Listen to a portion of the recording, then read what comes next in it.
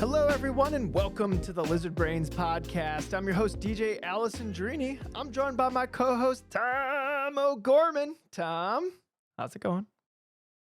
I'm pretty good. You know what happened this week? Ooh, I walked outside yesterday, I yeah, think, that's a for the bold first move. time in over a month, probably, and it was above freezing. Not just above freezing. It was 52 degrees, What? I and didn't I get had that in not looked at the Cleveland. thing.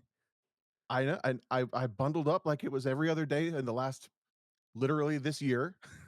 And I walked outside, and you know when you're like in the desert somewhere in Florida and it's humid, and you walk out and you just get hit with that wave of like, oh, I'm hot already. Like, oh, that Yeah. happened. That's Wow. how unconditioned my body is for 50-degree weather already. I am so ready. It made me like I was walking outside to get in my car. I wanted to drive so badly when it hit like I can take my jacket off, the sun's out, This my is skin is this is warm. such an I want Ohio to drive thing. and I was going to say I'm kind of like I felt like I was thinking of your Vegas trip a little bit and I'm how jealous I am that you already got to do that once. But I finally had that like okay, I'm ready for I need to go drive something moment. I February 10th. That's how February far we 10th. made it. Tom Starvin, yeah. Yeah. You drove I'm stuff. itching. I'm like, The last time you drove was the HOD event at VIR, right? yeah. Yeah. Where Oof. was freezing my ass off there too. It was really cold.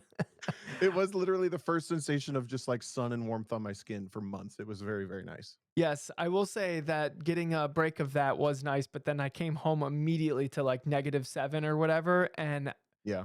besides going to Trader Joe's like a couple days ago, I really haven't left my house since I got back to Vegas. Perks of working remote. I I step outside for like a package on the doorstep and then I go, ooh, and then I go right back inside. Like that's the Yeah. like I think I've gotten like delivery Taco Bell. I am just like full on hermit right now, Tom. I am not Oh leaving this man. house. That's when it hits the delivering fast food stage is when That's when I'm you not know. judging you. I'm saying when if I've hit that phase, it happens. I'm like, all right, we gotta store, make dinner for myself, do like shake something up because that can't be doing that multiple times a day Oh, or a week. yeah, I might have. Oh, my light just fell down. It still looks fine. I see that. Mostly. Yeah, hold on. Your sweatshirt's glowing now. Yeah, hold on. This is what happens when you duct tape lights to the back of your monitor. That's okay. Sam says nothing like some cheesy gordita crunches showing up at your doorstep to make life better. I have a friend that we sim race with who cools down from his sim racing night with a McDonald's McRib. Hmm? I won't out him because it would be embarrassing for him. I thought that was like a seasonal thing. I didn't. I, Can you just maybe get he's got to deal with McRibs? his local McDonald's. I don't know. They just hoard like Yeah. a box of McRib patties like in the corner of the freezer. Yeah. That's funny. Uh Anyway, so I had that moment this week. Otherwise, I'm doing fine. My parents have been traveling, so I've had the house to myself again. It's kind of weird. You never lived at home after you moved out, right? Like you kind of moved out and stayed that way. yeah. Yeah, I moved out at I think I just turned 21 and I moved out and then yeah, I haven't looked back. Yeah. Yeah. I moved out when I was 29, and then I've been on my own for 5 years until now. Okay. But having your parents' house after you've moved away and moved back is different. Anyway, It would be weird. what's new with you? Well, hold on. I'm thinking about that. Um, I didn't realize I've been out of my parents' house for so long. It's been 17 Almost years now. almost half your life. Yeah, almost half of my life has been outside of my parents' house, but it doesn't feel like that. It feels like I kind of just left. Uh, so that's a little crazy. I haven't really thought about that. But man, when I first moved out, I lived off of Chef Boyardee. I moved out thinking there's no way this is gonna be sustainable. I'm probably gonna have to move back in because like I wasn't making a whole lot of money, and I moved into a house with a bunch of Halo players because I was like, yeah, obviously I'm gonna do that. Like we're like you move into the team house. So moved in, we had like all the TV set up in the the computer screens set up in the living room. Like we didn't have a normal living room; it was like a LAN center and we would Mhm. we would get done with work or maybe in the morning or whatever there was always somebody there playing Halo and sometimes like we would all get together and play Halo like all in a string uh so yeah that's how it started for me. It was great. Sure. It was so good. um but anyways, what were you saying? Sorry, I just had to take a little quick trip down memory lane. No, I love that. I was just wrapping up the other parts of my week that wasn't very exciting. I watched the Super Bowl. Wow. Oh, did you? I Half didn't watch it at half of all. it. I didn't watch it at I all. actually the biggest feature of coming home so far has been that I can go to my brother's house and hang out with them. Yeah. Even when like my parents come when they're here. If they're not here, I go anyway. And that means you'd end up doing things like Super Bowl parties, which is so foreign to me. People are saying But I'll go eat the snacks. People are saying go Hawks in the chat, so I'm guessing the Hawks won. Ah, go Penguins. I don't think that's a football team. That's a hockey team, Tom. I know Mhm. enough. I know enough to know that that's not a ball sport, that's a stick sport. Yeah. Yeah, sorry. I don't know. That's the only team I root for. Yeah. Did you know that the during the halftime show that the like the wedding or whatever was a legit wedding? I figured You if I don't figured? You really just figured that was like a actual couple actually getting married? they made a big enough deal of it as it was happening. I was like, that has to be like a real Oh, thing. okay. Hmm. Whoever gets to get that happen to them, that's pretty wild. Like, who do you think they know? How much did they pay? Well, so that's what I That's where my assumed. mind goes. No, that's what I Am assumed. I curmudgeon? That's what I assumed first too. Is that like, oh, obviously, like they just like, like they funded part of this like halftime show, so they get to get married at it. From what I understand, and maybe like maybe I'm just out of the know, but they sent. So apparently, this is a thing that people do. Is they'll send out wedding invitations for like to their friends and families and stuff. And then they'll also send them to celebrities just as like a ha ha ha ha, we're inviting so and so, but they didn't show up, right? So like that's like a thing that people will do. And so they sent one to Bad Bunny. By the way, I can hear that coming through your thing for whatever reason. Even when I mute? Yeah, I think it's the Oh, mute weird. is Okay. yeah, okay. Anyways, so they sent one to Bad Bunny and yep, heard that, Tom. And uh and then he's like, actually, how about you just come have your wedding at the Super Bowl?" And obviously they were like, yeah." So anyway, I just That's thought how it happened? yeah, that's how it happened. I just thought that was like I'm like, "Dude, that's so cool." Like what a crazy and you, so I watched this show and then I heard about that and then I went to watch it again because like they're the people that proposed like in the middle of it. And I was like, so they're not like actors or dancers or anything. So like what was their interaction with the show? So I went through and watched it again. I was watching their interaction with the show. They were having so much fun. Like you could tell that this was just like the most surreal, crazy experience ever. And like they hit all the beats and there must have been so much rehearsal to make that happen. And then, dude, that was so cool. I was pretty Yeah. pumped. It was pretty legit. So I that wonder was if there's things like this reminds me of since we're talking about television, this is a little more like or this is on topic for our podcast. It's not random, totally. There's a handful of my friends who have been in like commercials for they've worked for either manufacturers who do like there was a Honda commercial that like 30 or 40 autocrossers and SCCA people we know shot in I want to say the early 2010s and it was at Indianapolis Motor Speedway and it was disguised as this um uh car and driver test, I think. I think it was a car and driver test. And they had 4 different makes and models, but it was actually a Honda promotion. So yeah. they designed all the tests to make the Honda Accord look the best, and then it ended up being a Honda commercial. And some people that we know, including Hayward, are in the commercials, and some of them ended up getting like royalty checks and stuff because they appeared as like identifiable on-screen talent. They were like either driving the car in the commercial for a split second, you catch their face or whatever. Yeah. Do you think you'd have to do that to get married on TV I don't during the know. Super Bowl? I don't know. I They're not getting paid, so maybe it's different, I'm but it I'm actually like wildly curious of the entire logistics of putting on the Super Bowl show. Like what do the rehearsals look like? Because yeah. the choreography and like just the long single takes of the cameras were like legit impressive. Like when the camera's going backwards and it's like going through like people boxing and then people dancing and it just looks like chaos like everywhere, but nobody bumps the camera and the camera never misses a beat and like everything is just like completely on pace and on tempo. Like what does the rehearsal to that look like and how do you even put that together? Like I'm thinking back to do you ever do like the school play or anything, Tom? I was what do they call it? Crew? Yes. Yeah, yeah, crew. Crew for a couple. Yes. Yeah, okay. So then you were Obviously, it was a big part of my life. yeah. I was in the pit band, so I would I was there for all the rehearsals as they because then we would play the music as they would do the rehearsing and stuff like that. Uh But huh. they would like break in like smaller chunks and like, practice like their own little bit. So I'm imagining the Super Bowl show is kind of like that, where like you break off into smaller groups and then you start like putting it all together and then you do a couple rehearsals as like it all is one thing.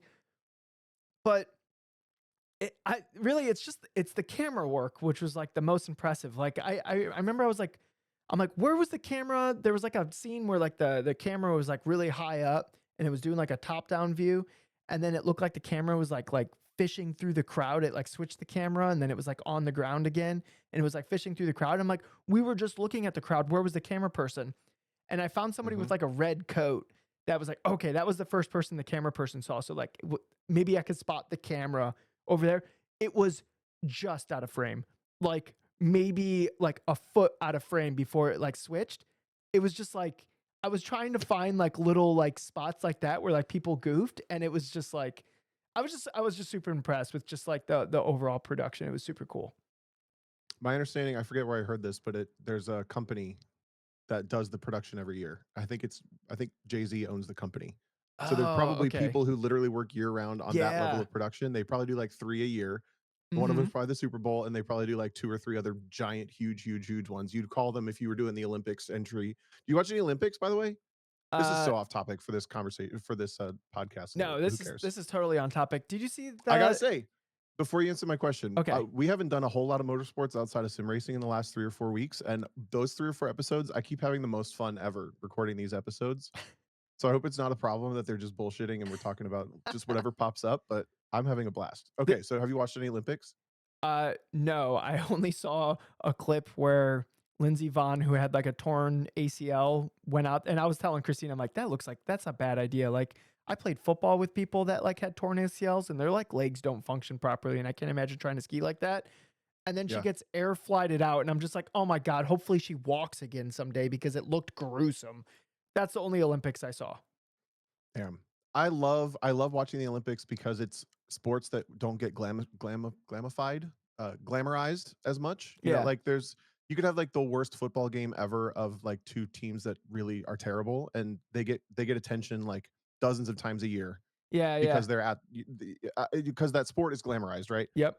You never see like bobsledding, speed skating, downhill slalom, like downhill skiing is fascinating to me. And you only see it once every 4 years. And it's these people who their lives are dedicated to these sports the same way that at minimum you and I are dedicated to motorsports and a lot of the people listening to this, but Y- probably exponentially more More, because their bodies assuming involved, like, the amount of training time is involved. I mean, if we put the amount of time into our bodies as we do on the sim, maybe it'd be a different story, but we don't. yeah. So these people are doing it for the actual love. There's no like financial gain unless you get sponsorships and maybe a little bit of like travel stipends and things like that. I just think it's such a more relatable experience than watching some of the richest people in the world play a ball sport. So I love watching the Olympics, and I think downhill skiing, that is so cool. They're doing like 90 miles an hour Dude, downhill with gravity and only their body to slow them down, but their body also wants to go faster the whole time. dude. It's so crazy to Yeah, me. no, those people are like the motorcycle racers of the Winter Olympics. Like those people are like a different breed. They're actually insane. That's why it's like believable that Lindsey Vaughn went out with like a torn up knee and was like, I don't know, I'm just gonna send it. Like it'll be okay. And then like Yeah. 10 seconds later, it's definitely not okay. But um so Whitney in the chat says, excuse me, that her leg wasn't the issue. She had a freak connection of her pole with the gate that caused the crash. What does it even mean? A freak connection, like a Like failure? she probably either hit herself with the pole or maybe hit the gate with her pole that knocked her off. Oh, if she hit the pole, she hit the gate with her pole, like Oh, the the poles gate, that they like hold. yeah, like Yeah. the slalom, like the cones of Yeah, yeah, downhill yeah. skiing, basically. I Yeah. think that's what Okay. she means. Yeah. All right. Um, what Olympic sport, the winter sports that are on right now, what would you play? What would I do if I was like, Or damn, what's the one you wanna try the most? You don't even need to be good at it. I think mine would be luge. ooh, damn. I wanna try luge so bad. And I wonder how much of it would translate to like a road course line. I don't know. To like a racing line. Luge would be pretty cool. I think I'd rather do bobsled though, more than luge seems a little crazy. Like, would you be head first or feet first? Because there's two No, different skeleton kinds. is head first. Okay, Luge is feet so first. you wouldn't go head first. I Wimp. don't think so. Wow, Maybe head first would be fun. you're such a wimp. You know, You want a bobsled around you. yeah, Who's the yeah. wimp now? I want like a bobsled with a roll cage. Like that's what I want. I want like a Sparko seat in there with like And some an engine. harness. Yeah, yeah. Bill in the chat says, "You wear a helmet, you'll be good." Yeah. Oh, Uh, it makes me think of Cool Runnings. Senka, you dead? I Yeah, man, I'm dead. I think I think realistically curling just because it looks fun. Like I want to live in a world where instead of bowling alleys, we have like curling alleys, and we go there and we like curl against each other. I bet we could find one. You We think live there's far like enough north. I mean, maybe if we had to go into Michigan a little bit, or maybe I like bet we could Canada? find one. I think curling's really fun to watch. Apparently, it's like kind of a physics problem, but I don't really want to read about physics. Like the sport doesn't 100% make sense Hmm. physics wise. So What? Taylor says Canada has curling alleys, which like that's the most Canadian thing I've ever seen. Of course, yeah. And then Anthony says you don't live in an affluent area enough for the curling areas, and you know what? That's fair. That's probably right. It's like you went to a nice high school when they had a lacrosse team. Yeah. Yeah. I was gonna say, so we live in areas with like pickleball courts. They might be a little bit nicer Yeah. than areas that don't have pickleball, but we don't have curling yet. No, not curling. I don't live. I don't have a pickleball court near me, so you're probably in a little bit nicer of an Oh. area. But Mhm. yeah, I wonder what the hierarchy is. It's like bowling alley is like probably like that's like the bare minimum, right? Yeah. Yeah. So there's probably a bowling Mini alley golf, everywhere. family Mini area. golf, probably it's probably a little bit higher than bowling alley. Would you say? Yep. Pickleball, old people, but not super rich. Yep, it's a little bit more affluent than mini golf, though, right? Is there an in between the Oh. pickleball and mini golf? I feel like a driving range. Ooh, what about a top Oh, golf? yeah. What about a top golf? Ugh, Are those I just hate kind of Topgolf. everywhere? No, those are definitely like that's tourism central. If Okay. you find a Topgolf, there's probably also a Dave& Buster's. There's probably Yep, also a movie there is. theater. There's probably also like Okay. high-rise living with an open air mall. Anthony said badminton, but I don't know. Like, That's the UK. where are you guys It's living a where different there's cross the pond. badminton? I know like in one of my favorite YouTubers, Linus from Linus Tech Tips, he like opened a badminton court, but he's in Vancouver. Like that's a completely different world than. Okay, Olympic badminton is legit. Yeah, I bet it is. All right, so all right, mini golf, top golf, and then you got pickleball. Is there anything in between pickleball and curling? I feel like there is. VR studio. What do you call those places that you go play VR games in? Yeah, I have a couple of those near me actually. I have one that's like 3 minutes from my house. So, but I don't. But that doesn't. That's kind of going against our little theory here. Oh, what about a sim racing like hangout like lounge or whatever? Yeah. This is just bringing me back to when we did Dave Santel's birthday party on on every like decade. For his 30th, we did what you do as a 10-year-old for your birthday. Apparently, he did it again when he turned 40. Nice. But we did mini golf. We did trampoline park. Ooh, We did yep, go-karting. yep. We did I say laser tag? Yeah, you did. Movie? Something else? Did Mini you- golf? Did you play laser Bar. tag as a kid, Tom? I loved laser tag, and I say kid. I could see that for you. I was a scummy teenager, freaking try-harding. I would turn the gun upside down so you couldn't shoot that sensor, and then I would cover the chest sensor with my forearms, and so you'd run around like sideways, covering. The only sensor visible was your shoulder. Yeah. And we would do lock-ins where you were there all night. And oh my God, I must have burned 6,000 calories every single one of those because it was just nonstop laser tag the whole time. It was so good. So I loved it, but I think I found people like you really overwhelming. I was like bobbing and weaving while like shooting and stuff. Yeah. If I did like a pub match and I died once, it was like a failure. Like I was like, what is even wrong with me? Yeah. But so here's the surprising thing. So me and my friends, we would all do these laser tag lock-ins, and we'd be there all night, and then our parents would come pick us up. And one of my friends, from his junior year to his senior year, he went into the army, and he was always like mid pack as far as the leaderboard. Uh, and when he got back, he wiped the floor with all of us. So like there's something to this military training that like transferred into laser tag, because he made us all feel bad. Like we all thought we were good at this thing, and he just destroyed all of us. Like it wasn't even close. So I just remember thinking like, what the hell did he learn? And I asked him, I was like, what did you learn? Like what? Cause I'm like trying to like glean knowledge from him, Sure. and he couldn't even put it into words. He's just like, I don't know. I just see things happening as they're happening. And I'm like, yeah, cool. Great advice. Right. That doesn't help anybody. But I think Huh. that might be one of the first times ever where I'm like, wow, okay. Like I was on the Dunning-Kruger curve of laser tag. I thought I was hot shit, Tom. And Sure. then my buddy with like basic like boot camp training just came back in and whooped all of us.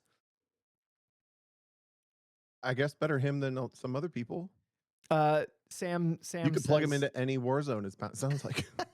Sam here goes, so what's the lesson here? If you want to get hella rad at laser tag, join the army. Yeah, that's a lesson. Yeah. They pay you to learn. Uh, you know, Did you do anything this week? What were you going to say? But I was going to ask, did you do anything this week that was podcast notable? oh, I was gonna say we should play laser tag as a podcast at some point, but um, a bunch We of could try. I still get overwhelmed with the. I don't like. I don't know what I want. I'm a sniper type of person. I like covert. I like sneaking around by myself. I like not being found. okay, So I'm never like at the top of the laser tag list because I spend a lot of time finding my spot and kind of hiding out. yeah, okay. But I just like things to be a little more chill. I can't handle the like run in and everything's chaos. I Video games or laser tag. I am the chaos. You So are the chaos. I know. if you couldn't guess, everyone listening, I liked finding where the places you weren't even supposed to go in the laser tag arena and hanging out there. so like the closet. You're like hanging out with the employees, like eating like special brownies. Yes, I was hiding in the closet. Yep. Okay. But Oh, also, I didn't usually mean didn't to, have closets in the laser tag arenas. I didn't mean to make a closet That's so joke. funny. Yeah, just whatever little corner you could get to where no one else could sneak up around behind you or anything. That was Yeah, my gotcha, spot. gotcha. This week, what did I do? I did something on Saturday. I just don't remember what it was. Didn't you install a diff with your dad? Was that? Or Oh was that yeah, that's what further I weeks did. ago? Yeah. That's what I did. No, that was Worked on that was this. cars. I like turned some wrenches on cars and stuff. But like honestly, my dad did most of the work before I got there. And then the original plan was that we would just He-Man this diff out of it. But the diff in the 400Z or whatever they're calling that thing now was like actually a pretty chunky diff, and I didn't feel comfortable like just like lifting it out. It was probably over 100 pounds, I'm guessing. Mhm. So I built a table out of it was like a paint stand, and I put some wood on top of it, and then we just lowered the car down. Lifts are so nice. Lowered the car down to the table, and then I just took out the last two bolts and wiggled the diff out, and then raised the car up. And so then I was like, cool, the diff's out. Like we didn't have to like overhead press this unwieldy Yeah. weird thing that like had weird finger pinch points. And then we went for a drive, and all the lights were on. The crash collision stuff was off, ABS was off, traction control was off. Everything was just like really mad. And one of the wheel speed sensors, it's actually connected. It's actually connected to the diff. One of those got crushed in shipping, and we didn't notice that the wire had like a little tiny kink in it. Mm. So there was a little bit of nervousness. It's like, wait, was this diff not actually compatible with this car? But then we took the speed sensor from the old diff and threw it in the new one, and then everything worked as it should. But there was a moment where we're like, oh no. I was like, oh, car's doing car shit again. Like, sorry, Dad, you're gonna have to drive around with no ABS in the winter. Yeah. But yeah, everything went exactly how it should, and yeah, it was fine. Oh, and I found out so my the Mazda that we have needed a battery. So I just went to like AutoZone to, I had the old battery and you give them the core and then you buy another battery. Dude, when's the last time you bought a battery, Tom? Last year for the Lexus. Are you going to say how expensive they are? Okay, the Lexus one was probably pretty expensive, but the last time I bought a battery, it was like $100. This is a small battery for a small car, and it was $230. What? I thought this shit would be getting cheaper as time went on. Like, what? Dude, I was blown away. Oh, speaking about like just spending money on stuff that just needs to be replaced, my C drive on my computer died. I bought that C drive. Like it's just a hard drive. It's an M.2 NVMe hard drive. If any of those letters and things made sense to you. So it's just a hard drive for my computer. It's 1 terabyte. I spent $80 on it like 4 or 5 years ago. Went to replace it. It was $400. Oh my God. Yeah. Crazy. What else So, does it do? well, it's 2 Can it terabytes. do any tricks? It's 2 terabytes. And because of the data centers, like they're basically I think they're called NAND chips. Those are all in like super high demand because of the data centers for like RAM and storage and stuff like that. They all use the same chips. So all SSDs and RAM are just like wildly expensive. Yeah. That kind of back to the Super Bowl thing. I don't know. I assume you didn't watch it, but the I room I was didn't. sitting in to watch it, it was about 10 of us, 7 of us that are all between the ages of 30 and 35. We were like not having it with the commercials and specifically the AI commercials. I There don't know was about other AI rooms, but commercials. it was like the highest percentage of all the commercials was for AI stuff. What were they I'm just like, advertising? no one wants this. Stop doing like literally all of us are sick of this. We don't want the things that this is causing. We don't want like stop forcing it down our throats. We don't want it. What were they That's the room I advertising? was sitting in. They were advertising OpenAI, ChatGPT. They were Oh, I I don't gotta even see know what what. they are because I don't I'm use them. curious what these commercials look like because I have a feeling that these commercials were less of like use our product and more of like a please like don't hate us kind of thing, like a call to the people kind of thing.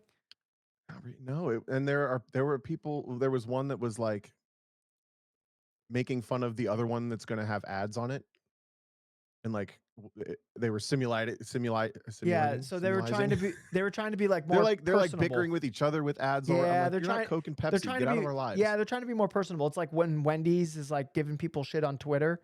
Like it's trying to like put like a personality to a corporation so you're less likely to have like outrage against the corporation, right? Right. Yeah, that's like the strategy there.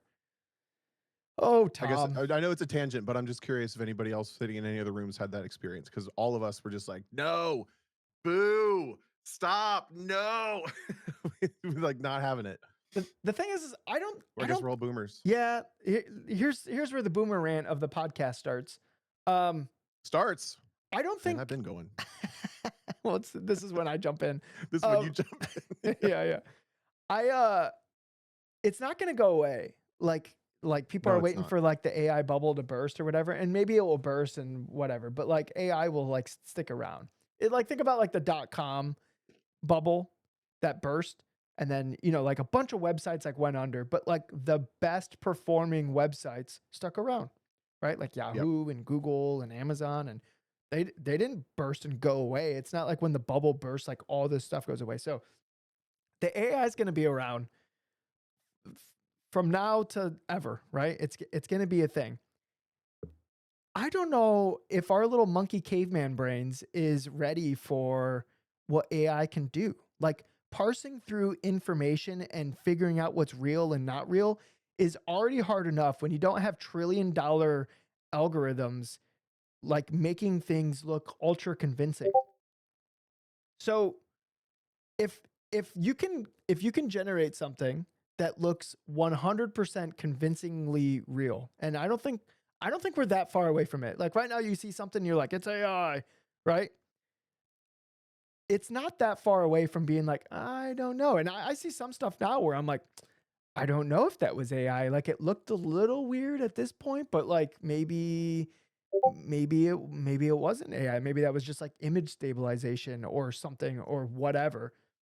What happens to us as a society when you can't tell what's real and what's not real on any level. It's I don't almost know. like you That's why I hate revert it. dude, it's almost like you revert back to before information could even like, before information could be, like, massively, like, distributed among its people. Like, think it's like pre-printing press.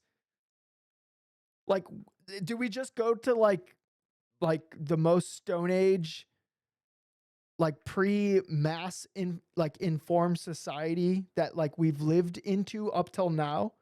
Do you get what I'm saying? I'm getting real No, you lost me on that philosophical last here. bit. You lost me with the last bit. What are you talking about? If it's hard to parse through the information of what's real and what's not real, then it's basically like we don't have information. I'm thinking back Mm, to a time before we had massively distributed information, which is like pre-printing press, right? So that's like what? Is that like the 1300s, the 1400s? no clue. Yeah. So like reverting back, hundreds of years. So what happens when society can't parse through what's real and what's not real? I don't know. I think people just have more different they have more options for the way to live their life. So some people I think love having this stuff plugged in to their daily routine and they don't seem to have any issues with it or their issues haven't reared their heads yet. I That know this is that's where it is right to continue now. down the path for if you sorry to continue down the rabbit hole, but I deactivated Facebook this week because I just caught myself scrolling on it one night at the wrong time. It's just like, what am I doing? There's an ad every three scrolls. It's the same people posting mostly the same stuff that I've been seeing for I've quieted so much of the noise that I don't want recommended posts. I don't want groups I'm not part of. I have the political stuff like muted down as far as you can take it, the sensitive information turned off.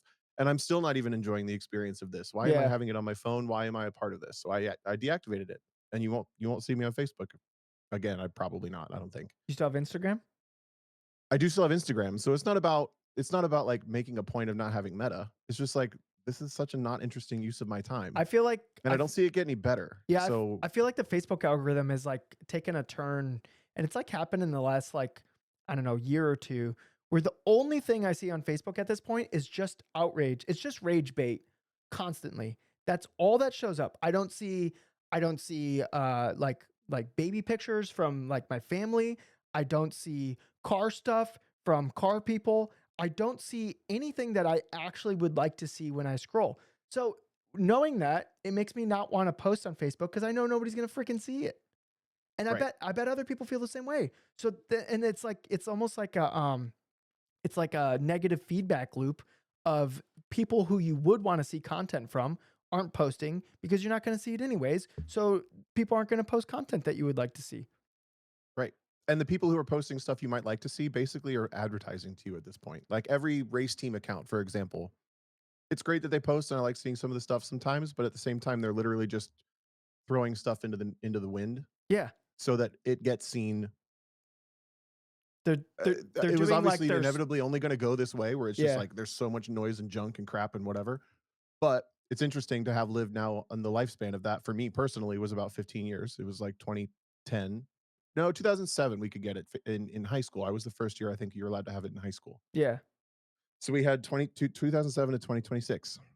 So that like I chose to live my life that way for 2 decades. People can choose to live their life however long they choose to have it in AI in their life or Yeah. I whatever they're choosing. if you It think just about means it, some of us are also going to need to realize like maybe this isn't good for me. Put the phone down, it delete Facebook, whatever it is. if you think about it, posting content on Facebook was basically your job for a long time. It was, and I felt rewarded by it because it was the only way that I could keep up with people because it was truly only people that knew each other posting for each other to see. There was barely advertising at that point. Yeah. There was advertising in the margins, but And the it was very content much you like a saw. social experience amongst people you know, and Yes. now it's not. It's just a It's it's not. a You scroll it's a through it and you're like, "I don't know any infinite of these thing. people." You like it's like 1 Yeah. every 10 posts, you're like, "I don't know who that is." Yeah. Yep. So I'm gonna miss seeing like I'm gonna miss like the 10 high quality friends that were on there posting about their lives. Like Tamara Kristinik comes to mind. She was always posting things about like autocrossing or doggo crossing or like a cute picture of her dog or a family update. Like there are those people, but I guarantee you all of us only have like 20 of those people. Yep. The actual like quality reason to have that thing anymore. Yeah. So I'm just gonna try to follow up with those people and spend time with them in real life. Yeah. That sounds How good. did we end up here? I don't know, but now I can't What else stop. do you do this weekend? Now I can't stop thinking We're of all over the place. Tamra's S tier dog. That dog is like legit. Yeah. The dog's name is Rev, and it's legit like the cutest freaking dog I've ever seen. We got to get Tamara on the podcast at some point. She said she was in busy season for she's an accountant. But Mm. we intend to have her on the podcast at some point. Maybe you know what? We're gonna have Rev on the podcast, and maybe Tamara can come along. Yeah. In the next month or two. Yeah, that would be a great one. Yeah, She was at the New York Westminster Dog Show. yeah. The dog show. I think is that what it's called? Just dog show? Westminster Dog Show? I think it's called something else. Westminster Kennel Club Dog Show? I I don't don't know know. what it's called. I don't know how any of that works, but we're gonna save that for when she's on and she can explain dog competition to me because I would love that. That'd be so interesting. yeah, because that's like a different avenue of competition. Like, how is it even judged? Like, what are the metrics involved? Like, I like. I always loved talking to Andy Smedegard's partner about her horseback riding because she got into horseback riding more competitively. I don't know the terminology or whatever, but like over the 5 years that I've sort of been in Andy's orbit, I think is around the time that she got into it. So she was like fairly new when I met her, and then she's just been like getting more into it. I used to love asking her questions, like picking her brain and trying to like compare it to my experience with all this different stuff and like the parts of having an animal that has its own free will as a part of the process. And she talked about the simulator that she would go horseback ride in the winter, and it shows you where your weight and everything ends up. And she probably thought I was crazy for like trying to compare it to racing all the time. But I thought it was like a really interesting comparison. So one of the people I was coaching at Charleston Peak, she rode horses like competitively. She rides them competitively. So I had a ton of horse questions. So I totally understand what you're saying. We absolutely need to have somebody, or maybe even a couple people, of like the horseback experience to race car like transition, because like she had like a lot of like naturally good like inclinations and like I need to know more on how this horseback riding thing transfers into race cars, because it transfers in some way, but I know nothing about horseback riding. So like I feel like I need to know more about this. I also have zero interest to actually ride a horse. Like that sounds really Sure. stressful. So Yeah. I'm not gonna find it out on my own. I just want to like learn through somebody else. That reminds me of, I think it was Bill made a comment like 45 minutes ago. We were talking about the Olympics that downhill skiers have really good autocross instincts, which makes perfect sense because you're literally just picking slalom lines for thousands of feet of descent where you have to be like planned ahead for which ones to backside and where to add distance and where to open up the entries to like keep momentum. With a And horse? there was a huh? With a horse? No, downhill skiing, snow Oh, skiing. sorry. I'm still thinking about horses over here, Tom. Yeah. With a horse. Sorry, I was reading the When you chat. ride your horse down a One mountain. one of our listeners, Kelsey, is apparently into competitive horsing. I know that's not what it's called, but I think that's funny. So Hobby horsing? No, that's different too. nope, that's different. But there was a guy who was like he was like one of the top autocrossers at the period when I came in. His name was Bill Schenker. Is Bill Schenker, and he was a downhill skier that did the Olympics in the late '80s, early '90s. And it just made me think of that guy. Like he was downhill skiing and he found autocross. It was probably like, oh, all I have to do is add speed whenever I want it, and I just have to read this like a downhill course. Great, I'm in. I could see it being that. Maybe not that easy, but I could see it being that direct of a translation. One of the people at the POC event was apparently like an Olympic downhill skier that was pretty famous, but I'm completely oblivious to celebrities, so they thought it was kind of funny that I had no idea who that person was. But apparently, downhill skiing and race carring goes together. Also, sports you both have to be very affluent for, I think. Yes, probably. Yeah. Yeah. All right, you want to answer some questions, Tom? Yeah, let's go for it. All right. Oh, before we answer questions, real quick. Pause that, sorry. I paused it instantly. If you made it this far in this Chaos Cast, we're hosting a race this weekend. If you're not already aware of it, in iRacing, it's going to be a 3-hour endurance race. Sunday, the 15th at noon is when the server opens. The race starts at 1:30. Kyle Heyer and I are going to be broadcasting it. He didn't want to broadcast it on SimTV. I forgot to tell you this. So we got to figure out what YouTube channel we prefer it to be broadcast on. But it I will be mean, on YouTube. We'll have links. Anybody who is competent enough in iRacing to be in control of your car and want to play and race with us, you can join. Join the Discord for more information. It's presented by Hooked on Driving, and then Hooked on Driving, Spicy Cat Racing, and Thunder Lane Suspension all threw in prizes. So people are going to be winning. They threw in like $2,000 in event credits. Yeah, People are going to be winning like essentially free track days come do if the they race win and their get a free, classes. yeah, come do the race, do well, and get a free track day, basically. Yeah, it's gonna be super cool. And we also have our Liberty Bell commentary to do that night. So I'm gonna be broadcasting for like 5 or 6 hours on Sunday. Oh, don't worry, But Tom. I that's got you. that either way, if you wanna race with us this weekend, that's this coming Sunday the 15th. All right, emails. All right. I still haven't decided what class I'm going to drive. So it's a surprise. Oh, okay. Hold on. I'm going to re-hit that button because I need the whole thing to really feel the emails. Emails. You're right, your second one was better. Yeah. I have to feel the whole thing. If I don't get the whole thing, it just doesn't it just doesn't Doesn't come out come right. off like it should. Yeah, exactly. All right. Tom, do you have a question lined up? Nope. Your turn. Okay. Um I don't want I to did the last one. grab yeah, I don't want to grab a second one. I'm just going to grab straight from the top. So, this person says it's a car Bonger 16. It might I'm gonna guess it's A Carbone Jr., mm, like maybe first initial, last name Junior. it could be a car boner as well, but I'm not entirely sure. The It J could could be be. silent. The J could be silent. Anyways, now that we've read that on the podcast, Yeah, it's check. It's check. okay.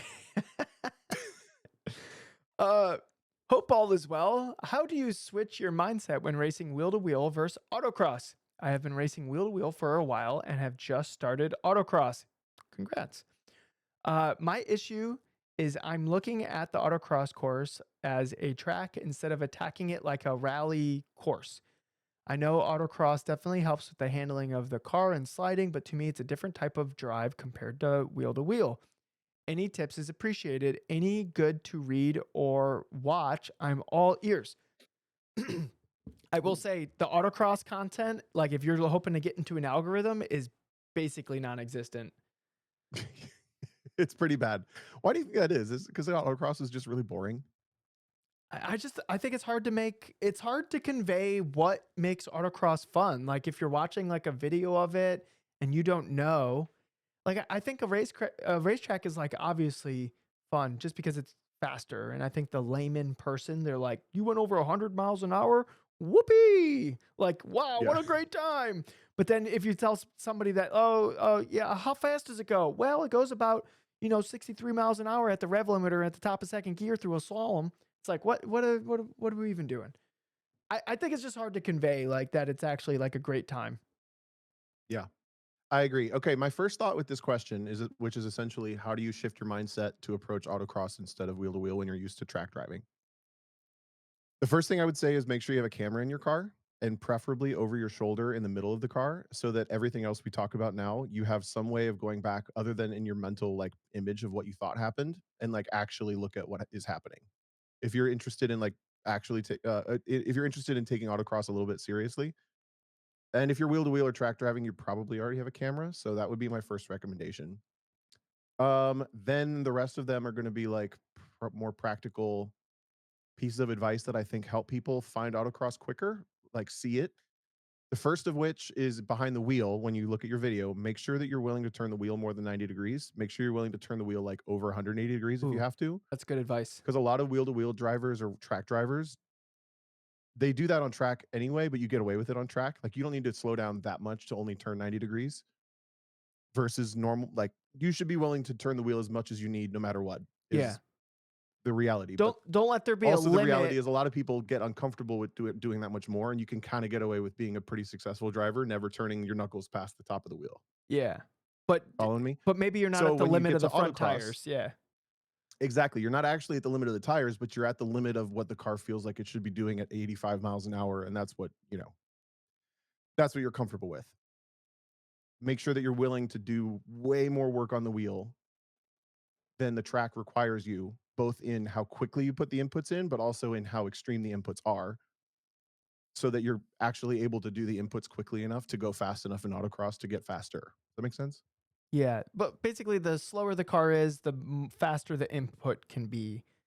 And Yeah. since you're traveling slower in autocross, the inputs can be significantly faster than they would normally be on a racetrack. The car can get away with it. Yep. Yep. The only other thing that comes to mind is my basics for vision, which is you need to find the exit of the corner in the autocross course, essentially at the entry, if not before, around the point where you hit the brakes and well before you turn for the corner so that you have a rough mental image of where the car is going to end up. Yeah. And I think what you actually want to do is find the last inside cone that defines the exit of the corner.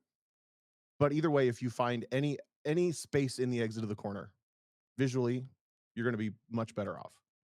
But it needs to happen that early because your eyes are naturally pulled through the track and you don't change directions that extremely on track, but in autocross you do, and you don't have the path to pull your eyes along it, so you have to force your eyes to constantly be doing that routine of finding the exit before the entry, and then as soon as you get towards the exit, find the next entry, and as soon as you've identified that next entry and you're on your way to it, you have all the downtime between where you are and that point to then find the next exit, find the next entry, find the next exit, find the next entry, exit, and you go through the whole course that way. Okay, I got two things. Go for it. Okay, the first one is don't try to memorize the whole course. Uh, Yeah, if your brain's great anything one. like mine, you're just gonna waste effort and time trying to remember where every single cone is and how they relate to each other. If anything, look for building on what Tom was saying. Look for the cones that actually dictate where the corner ends up, what the shape of the corner is, stuff like that. Locate on your walks where those cones are, and then on your next walks, practice looking at those cones in the sequence that you would look at them. So, like Tom was saying, you find the exit of the corner, like preferably before you turn in for it. Because then you have the rough layout of like what the shape of the corner should be because you've already looked through the whole thing, right? Um, the other thing, as far as like a mindset thing, is on the racetrack, it's pretty expensive when you mess up most of the time. So if you do make a mistake, the mistakes have to be small. The margins and the resolution that you're making changes tend to be a lot smaller. In autocross, there's almost no consequences. Go out there and muck it up. Be a absolute hooligan. Hit every cone in the slalom, but like try stuff. The amount of experimentation that you can do in autocross is significantly higher than you can do on a racetrack.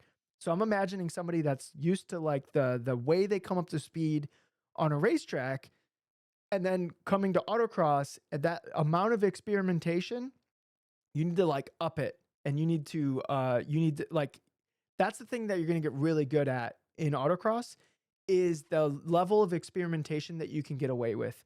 And I really want you to overshoot it at first because uh, because there is no consequences, it's going to help you tune in what you can actually get away with a lot quicker.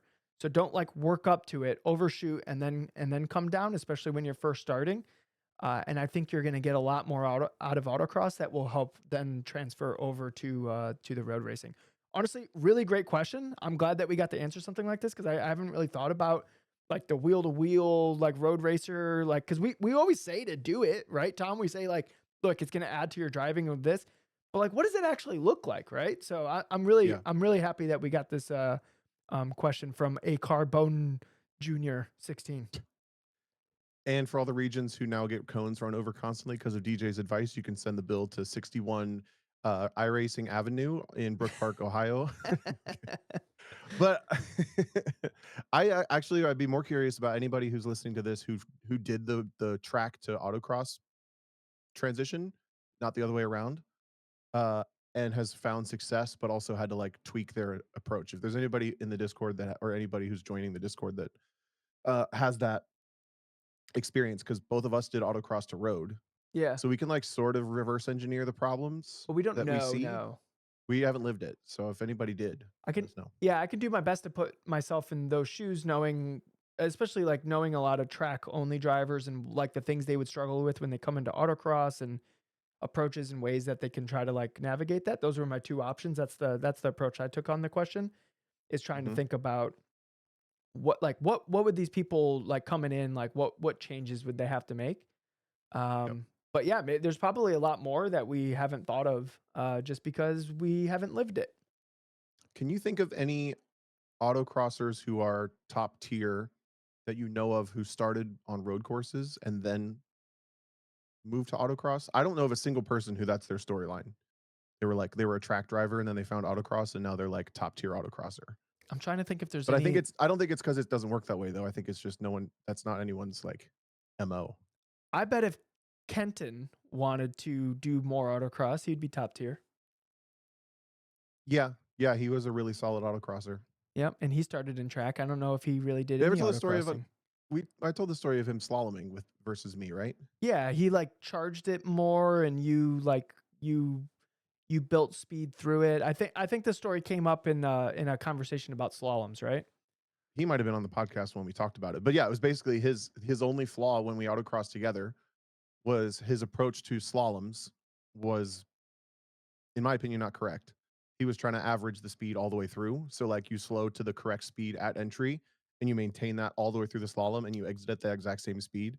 That was his goal, which is just like impossible. I don't think the human brain can really do that or the human like physics. Yeah, yeah, yeah, The opportunity for error is so close to the edge to do that. yeah. So literally both days we were the exact same on data except for in the slaloms, and I kicked his ass in the slaloms like a couple 10. I didn't kick his ass, right? But like my approach of going slower, Whooped him. building through, It wasn't even close. clapped him. He got cooked. After that day, they called him Kenton Cooked.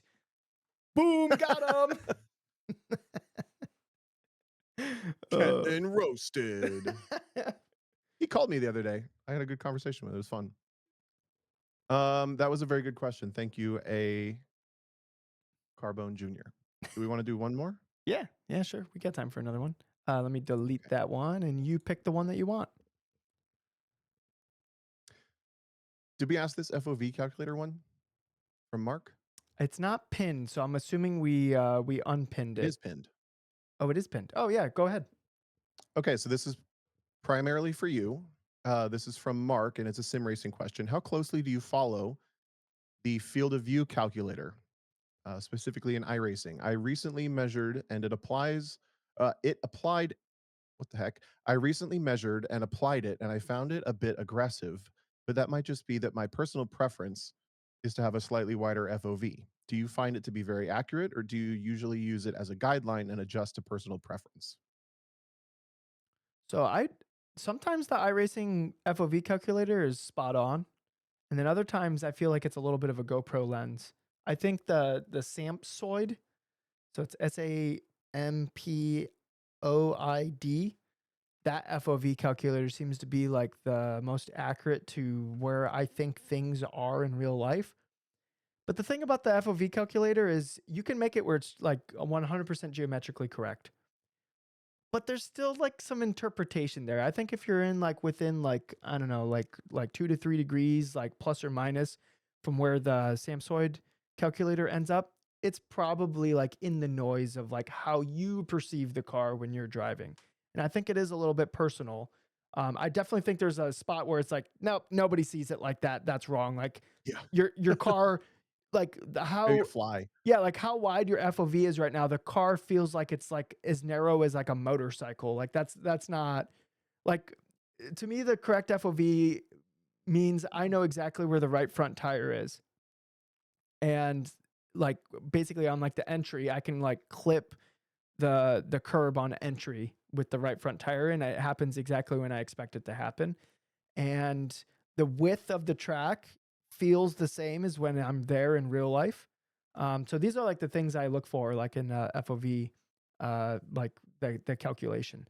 So that's why to me, like the Samsoid FOV calculator is probably the most accurate because to me, when I jump from real life into the sim and then back into real life, it seems more one to one of like how it feels, the sense of speed, the sense of distance, stuff like that. Like to me, that is more accurate.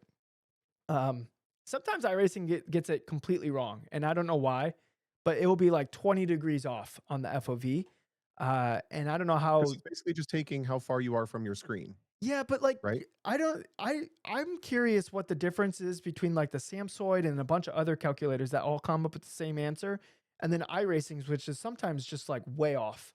So that's why I never suggest anybody to use the iRacing calculator, just because I don't think it's correct. At least it's not correct all the time. Sometimes it's right on, and I'm like, okay, cool. That's the number we got. Because I do a lot of like settings consultations with people. Mostly before I coach people, I always make sure that we go through the settings and make sure that I'm not fighting something like an uphill battle.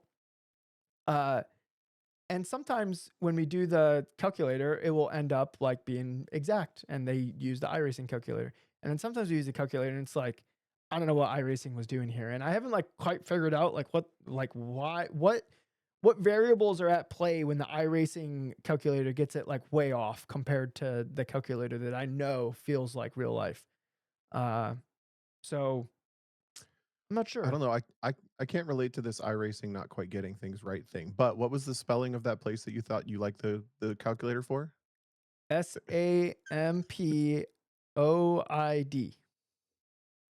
Sampoid. Samsoid? Oh, hold on. I might be messing it up. Hold on. We gotta pull up the Googles. My answer is basically the same. I use the calculator to get it roughly close. I haven't touched it in decades at this point, but I got It's it roughly close, and now I move the seat of the car up and down a little bit sometimes. it's Sampsoid. So Perfect. Sampsoid. So if you just type that in with a FOV calculator, then you should end up on the correct one.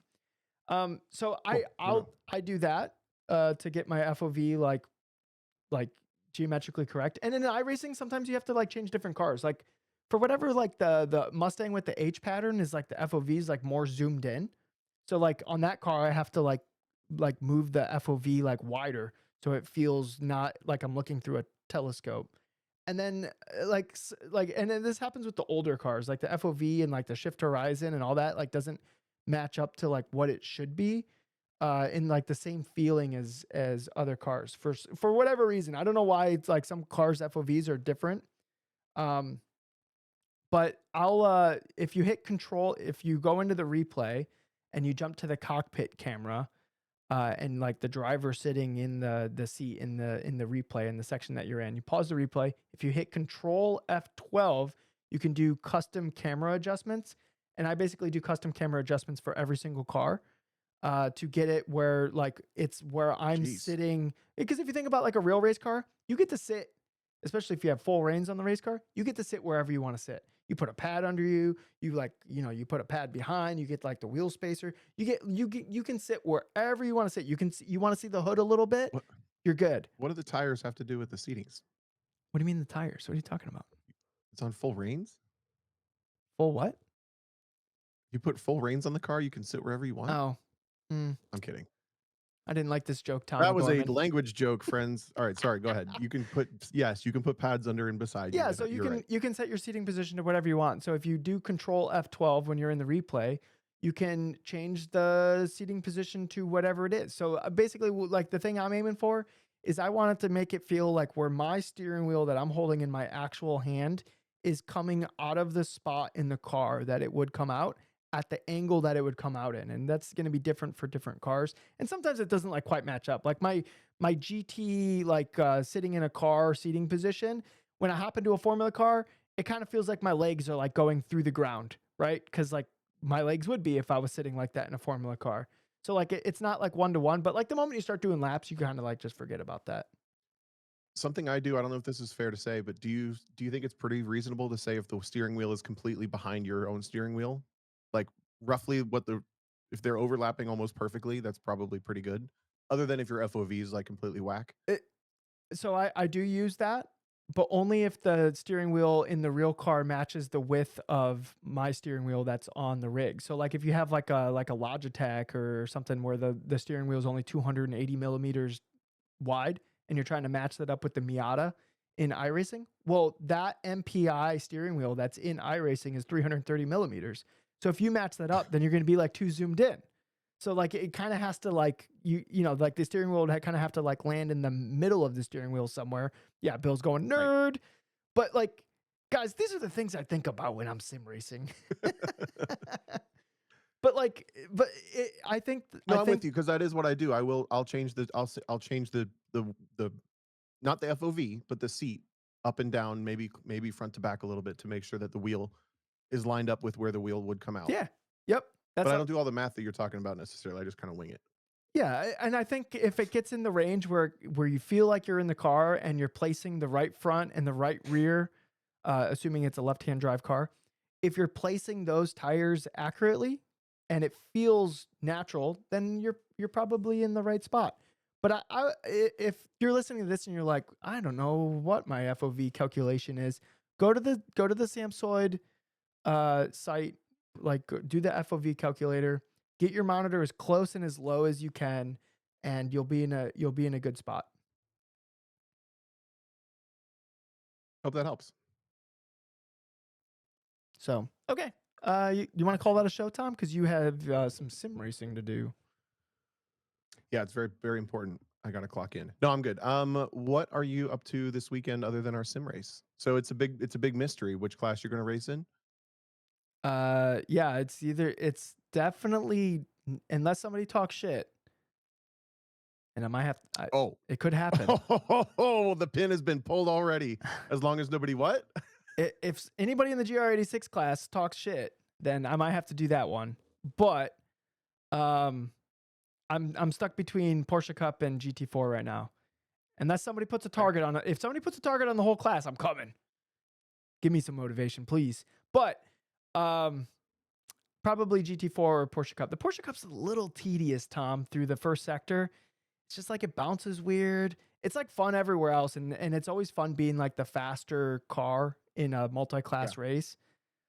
But just the way that the GT4 car drives around the track, I was just finding it a little bit more enjoyable to just lap. But I think the Porsche Cup would be more fun to race. And there's one guy that's looking particularly quick in the Porsche Cup, Alex Coffard, and he's like right on my times, if not a little faster in the practices that we've done. And Diego was really quick too, and I'm pretty sure both of those people are doing Porsche Cup. So to me, that looks like a really enticing race because it will be like a fight to the death for 3 hours. Like, how would Mhm. that not be fun? So if the class looks like that, then I'm probably doing that. Now, if Austin came over to Porsche Cup, Austin Cobb, then it's an easy decision. But I'm kind of like thinking like maybe a little Austin battle in GT4. I don't know. I haven't completely ruled it out. That's where I'm at. On Saturday, I'm going to see a comedy show. Oh yeah? Yep. Someone you know? Someone you got talked into? It's I'm blanking on what the guy's name is, but he goes by Stavi. I'm sure you guys have seen clips of him on YouTube, no? Stravos Stravos Hawkius. He's funny. Oh, I know who that is. Yeah, yeah. Gotcha. He's I find him quite hilarious. So I saw that he was going to be in town on Saturday, and asked Christine if she would go, and she goes, "I don't know, maybe." So I bought the ticket. So now we're going. Nice. Yeah, That'll be fun. it should be I fun. don't think I've ever seen comedy live. I'm curious to hear about Me and if it Christine went. motivates you to do your first open mic even. Oof, no, definitely not. Ooh. If anything, it's gonna be like I could never do that. um, the me and Christine went to a comedy show when we first started dating, and the person that opened, I didn't know who the person was. I was just like, I don't know, we're going on a date. Like I looked at some reviews, and people were like, he's hilarious, and I was like, okay, let's go. And the person that opened for him was actually hilarious, and I wish I remembered the person's name because I want to see if they made it. Because Mm, normally people opening aren't like they haven't made it yet, right? yep. And I don't even remember the person that we went and saw because we literally, like 10 minutes in, we looked at each other and we both knew the look. It was like, we got to get out of here. This is dumb. So we were front row. Like I could touch the stage and we just got up and walked out. And I think he made some comments as we were leaving. And then unfortunately, Christine left her coat. So I had to go back in and grab it. Oh, So I got roasted a little bit while leaving. roasted twice. I got If roasted that happened twice. today, you'd be on their Instagram. You'd be one of their I videos, and they'd would. be heckling you I to try to would. play it up as much as possible. Yeah, yeah, but like we've talked about where like you feel the like the hair and the heat on the back of your neck and like you feel all flush and everything. Yep. That I felt like that and I just like tail between the legs just like waddled right out of that room. I was like, nope, nope, nope, nope, nope, nope, nope, like leaving. So yeah. But we're going. It's in a giant theater. So there's like zero chance that I get any interaction with the comic. Correct. I looked at seats in the front row and they were like $600 and I was like, "Oh, nope. Not worth it." So Whoa. we're like way in the back. We're just going to be in a crowd of people that laugh a bunch throughout the night and then it will be easy to leave when it comes time to leave. There you go. Yeah. What about you, Tom? What are I'm you doing? super excited about, me and Jesus. I'm Mammalian. gonna reset that. I'm gonna reset that sentence. Holy cow. You got to start it with Mainly mammalian. just broadcasts on Sunday. I'm super excited. I don't know if I shared on the podcast yet, but I got asked to do the whole super tour of season for SCCA for commentary, like the actual races. That'll be fun. So I'm going to be commentating like 10 or 9 race weekends this coming season, this whole year. But the first one is next weekend. So having like a 3-hour broadcast for an endurance race that we're hosting, and then a 1-hour broadcast for the Liberty Bell sprint races on like Sunday.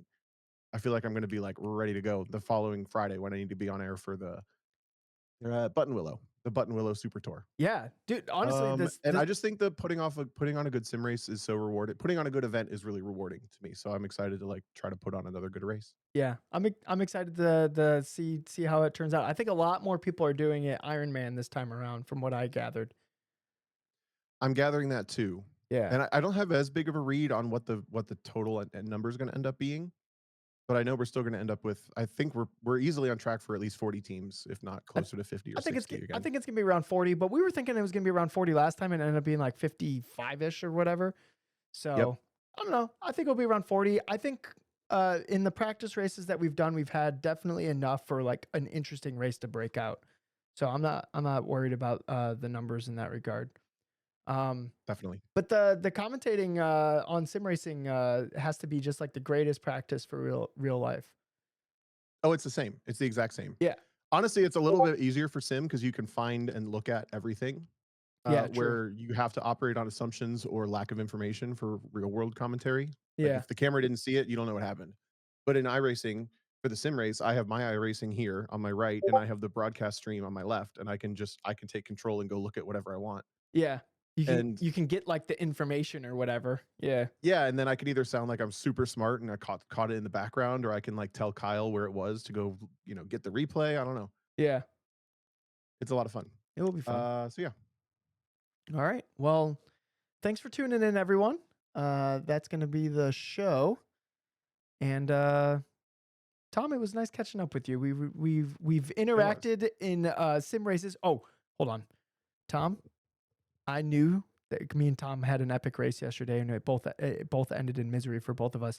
I knew none of us were going to win that race. I was like, "There's no way I get past Tom without us crashing." Like neither of us are winning this fucking race. I knew I wasn't going to win the race because I'm not fast enough right now in iRacing to like properly hold you off. But I can make every bad decision to be in the front. Like I did all of the things that the most obnoxious person in pack racing does, which is like fight every battle, no strategy, put it side by side as often as you possibly can. Yep. So we ended up taking our little 2-car battle that I had no hope of winning into like a 5-car battle, and both of us lost. So I kind of like I feel like I lassoed you and then like drug you down I with was me. having a But great time though. I was having a great time. I had a blast too, and I got to race and win, or not win. I got to race like for the win in, I don't know, all but the last lap. Yeah. So I felt like I was mostly in the fight. Yeah. It At some point there's a screenshot on the Discord, but at some point we were 4 wide coming out of turn 1, which is just an amazing screenshot. And I was actually impressed that you knew we were 4 wide. I thought we were 3 wide. I don't know how you knew we were 4 wide in that moment. I don't know. I don't either. I don't know. Tom just knew. It's my spidey senses. Yeah, I was just like, we're 3 wide because I knew the person was on my right and I knew you were on my left. And you were on the Does it make left, you and somehow you knew we were 4 wide. You knew there was a car on your right, there was a car on their right, and then you knew there was a car on their right. And I have yeah. no freaking clue how you knew that. Does it make you feel better if I also have to count on my fingers to add like 7 and 9 sometimes. No, nope. That makes me feel worse. I don't know how you did that. We all have our things. Anyways, all right, we'll end it so you can get to your thing. But Perfect. thanks for joining, everyone, and we appreciate you. This week, we're going to end on a special shout out to all the subscribers of the podcast's Discord. I really appreciate y'all. We love you. I hope your hair is great. What the hell? We're keeping it. Bye.